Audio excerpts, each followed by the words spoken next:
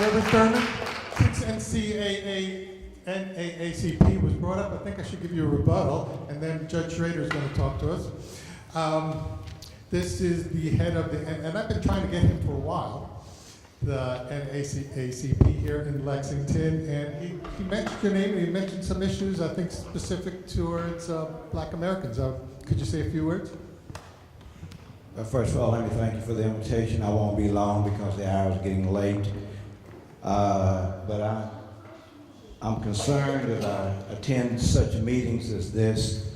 I got here a little late. I got here about 11 o'clock, and the room was about 3 times as many people then as there are now. Everybody in here that has spoken thus far has touched on a part of the issue. I'm a Gestalt thinker. I believe that the whole is greater than the sum of its parts. In other words, one arm can do so much, one leg can do so much, one foot can do so much, one back can do so much, but when you put them all together, you can do a whole heck of a lot. In other words, what you can do collectively, you can do more than individually. I know David Cozart is still going to do the Fatherhood Initiative.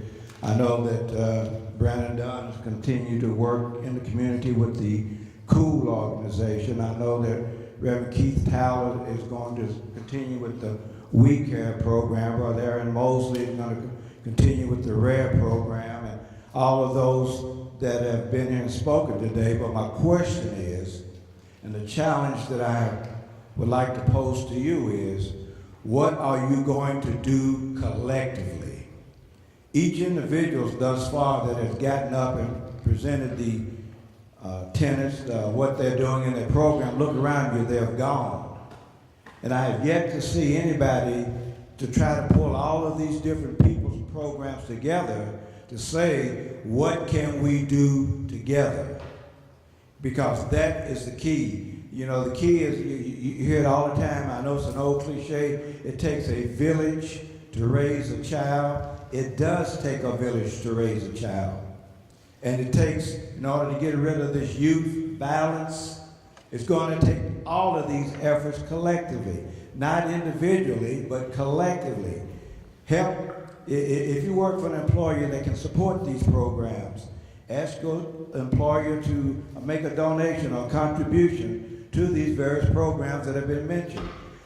You know, the urban county government, they can find $100,000 to try to take over a water company that, you know, shouldn't even been spent, or $100,000 to give somebody to write a grant for the city that failed. You know, they can find money to do those kinds of things. There is money in the city for programs like midnight basketball, jobs for young people, skateboard park. You know, when they start cutting budgets, it seems like everything that is cut are the social things that's going to help our kids. The only way we can stop this is to go downtown collectively. I can go down, a couple of us can go down there, they'll wave us on, smile, let us move on. But you get this entire community together and go down there and say, we want change, change will be effective. The reason why we got so much crime in our young people, because they're in the social media age.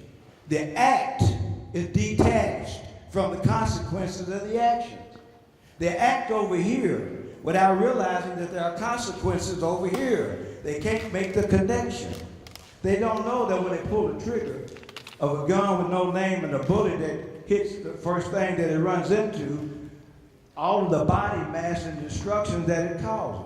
Not only it causes the death of that individual, but it causes the incarceration of themselves, and it leaves a family devoid of a brother, a mother, a father, a sister. They don't see that because the act itself is detached from the consequences. Until we're able to bring those two back together, we're going to have an increase in youth violence. And that's what we're here today is, you know, all of these young people over here, they deserve more than they're getting.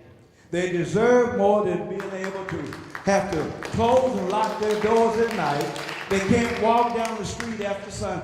You know, there's a chance of their mother or a sister or somebody being raped, You know, they're exposed to exponential numbers being kicked out of the school system for the smallest infraction.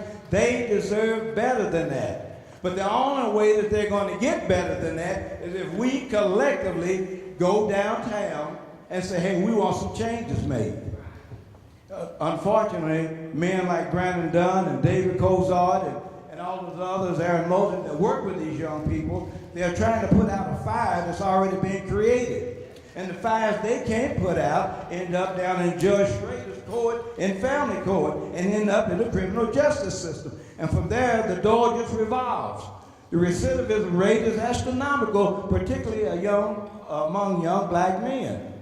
We as a community are going to have to take the responsibility for ourselves, quit depending on somebody else to do it, and get off our rusty dusters and go downtown and say, this is what we want. We've got to do it for our kids. You don't know the influence that you're having on somebody in your various programs. But I'll tell you beyond a shadow of a doubt, if we all collectively come together, we can make a change in this city. That change can be made. And finally, I want to say that we're not going to stop youth violence because there's some things that have been put into place exponentially that's going to continue to create. We can slow it down, but we'll never stop it because you took prayer out of the public schools and you got rapes and murders and gangsters. You took corporal punishment away from parents. You know, the parents going to jail for not being able to spank. I'm not talking about beating a child. I'm saying spanking a child, correcting a child. You putting the parent in jail, pulls that corporal punishment, that measure of corralling that child's behavior away from the parent. And what happens? You end up putting the child in jail later. It's cyclical. The things that we do here causes problems that we're trying to deal with right now. And as I close, I want to say one last thing. If we don't do anything else, all of those people that have spoken today, some of you may know who they are, get together with some others in these groups and say, what can we do to start the ball rolling? Some of you heard of the organization called BUILD. I was an original part of that. We started with just a few. The other day we had over 2,000 people there at the church in the Nehemiah Action assembled. We're getting some things done. We can do that same thing among ourselves. I believe it was Pastor Tyler said that those 5 things when he was growing up kept us in check.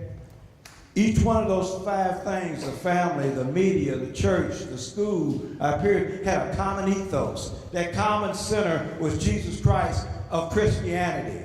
When all of that went away, we are left with what we have now. So we got to get back to basics. You see grandmothers, grandfathers raising children under those old things. Those children have a whole lot better chance of making it and staying out of the criminal justice system. So get together. Come together. Don't say, hey, I got mine, you got yours. We're all in this together. Thank you.